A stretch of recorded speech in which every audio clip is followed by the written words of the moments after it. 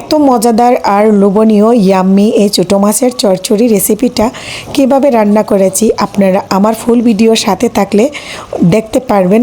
আর এভাবে ছোটো মাছের চচ্চড়ি রান্না করলে এত মজা আর ইয়াম্মি হয়। আজকে আমার বর অনেক পেট ভরে খেয়েছে। আসসালামু আলাইকুম সবাইকে। এখানে আমি নিয়েছি আমাদের পুকুরের ফ্রেশ তরতাজা ছোটো মাছ প্রায় 250 গ্রামের মতো, আর ভালো করে পরিষ্কার করে নিয়েছি। আপনারা দেখতেই পাচ্ছেন। নিয়েছি এখানে 2টা ছোটো ছোটো আলু চিকন করে কেটে নিয়েছি, আর এখানে পেঁয়াজ কুচি নিয়েছি, কাঁচামরিচ কেটে নিয়েছি, আর নিয়েছি টমেটো ফালি করে। এখন আমি এগুলো দিয়ে পেঁয়াজ দিয়েছি, কাঁচামরিচ আর আলু দিয়ে আদা রসুন বাটা দিয়ে দিলাম 1 চামচ লাল মরিচের গুঁড়া, 1 চামচ হলুদের গুঁড়া, 1 চামচ আধা চামচ জিরার গুঁড়া আর লবণ, পরিমাণ মতো সরিষার তেল।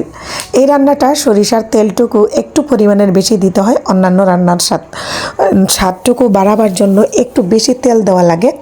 এখন আমি সবগুলো উপকরণ মিশিয়ে একসঙ্গে হাতের সাহায্যে ভালো করে মুথে নিচ্ছি এবং ম্যারিনেট করে নিচ্ছি। দেখুন আমি যেভাবে হাতে অনেকটা অল্প হয়ে গিয়েছে, দিয়ে দিয়েছি। এখন ধুয়ে রাখা পানি ঝরানো মাছগুলো দিয়ে আবারও একসাথে মিশিয়ে নিচ্ছি। এটা হাতে মেখে রান্না করলে এত মজা হয়। এখন আমি দিয়ে দিয়েছি একটা পাকা টমেটো ছোট ছোট করে ফালি করে, আবারও হাতের মাধ্যমে নাড়াচাড়া করে মিশিয়ে নিচ্ছি। এখন পরিমাণ মতো হালকা হাফ কাপ পরিমাণ পানি দিয়ে দিচ্ছি। এখন আমি বসাই দিলাম চুলায় বসিয়ে এখন জাল দেওয়া শুরু। জাল উঠে গিয়েছে, ঢাকনাটা সরিয়ে দিচ্ছি। খুব অল্প সময়ে রান্নাটা হয়ে যাবে।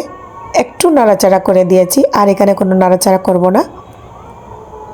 যখন পানিটা শুকিয়ে মাখা মাখা গায়ে গায়ে হয়ে যাবে তখন এটা নামিয়ে ফেলবো। এত লোভনীয় আর এত মজাদার হয়।